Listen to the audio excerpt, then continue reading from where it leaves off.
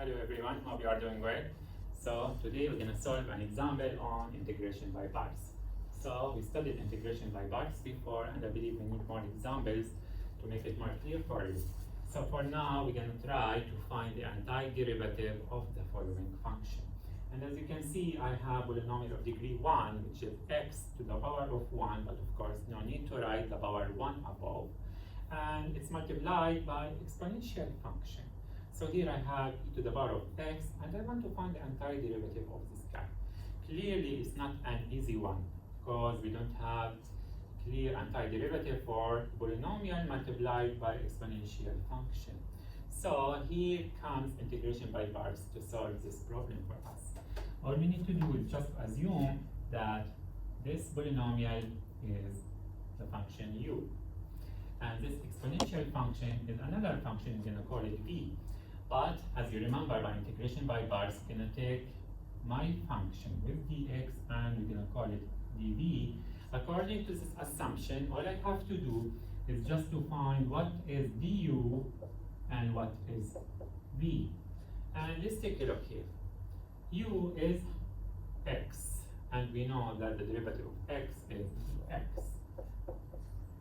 And dv is e to the power of x multiplied by dx, which means v is the antiderivative of e to the power of x, which is the exponential function itself. Now let's remember the formula for integration by parts. It says I have to write u multiplied by v minus the integration of the du. So this is how integration by parts works, if you remember from the last time. Now I have to make this product u times v, u which is x. I'm going to start by writing x multiplied by the exponential function v. So I'm going to write it next to it.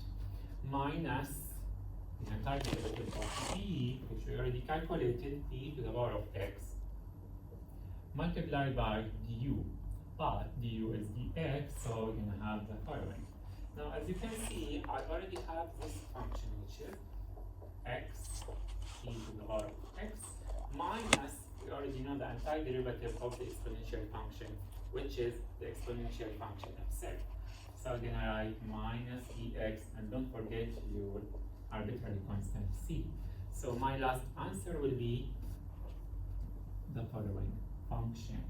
And if you want to check is this answer correct or not, all you have to do is just to take the derivative of this answer to check what is the derivative of this guy. So here we're going to make a check, and checking is not part of the solution, but if you have a time in your exam and you want to check, it would be a good idea.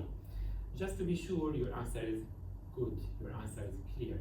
So if I want to check, I will take this function and I'm going to write it down here. X e to the power of x minus e to the power of x plus c, and I will take the derivative. And my answer should look like my original function above. So let's do it together. First, I have this product, so I have to apply product rule. Take the derivative of x, which is 1, multiplied by the exponential function e to the power of x, plus my function x multiplied by the derivative of the exponential function, which is the exponential function itself. After this, I have minus e to the power of x. Again, the derivative of the exponential function is the exponential function itself, and the derivative of c is 0. Now, simplify. Notice that the first term is cancelled with negative ex, and all left is this term here in the middle, which is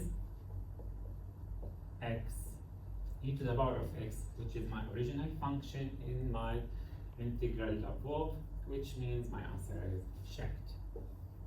And this is what I want to show. Thanks for watching and have a nice day.